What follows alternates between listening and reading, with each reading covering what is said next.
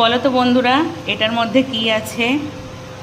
কি আছে এটার মধ্যে? তোমাদের দেখে কি মনে হচ্ছে জানো তো? এটার মধ্যে কি আছে তোমাদেরকে আমি বলছি। এটার মধ্যে কোনো জুয়েলারি নেই। অ্যাকচুয়ালি তোমাদেরকে আমি বলেছিলাম এর আগেও যে আমাদের এখানে একটা ছোট বেবি হয়েছে, এসেছে আমাদের অ্যাপার্টমেন্টে। তো আগে ওনারা মিষ্টি আমাদের দিয়েছেন। এটা মনে হয় সেই আমাদের যেরকম আছে না আনন্দ লাড্ডু, সেই জিনিসটা মনে হয় এনাদেরও আছে। সেই আনন্দ লাড্ডু পাঠিয়েছে। দেখো, এটার মধ্যে সেই আনন্দ লাড্ডু পাঠিয়েছে। একটা বড়, বিশাল বড় লাড্ডু এরকমভাবে।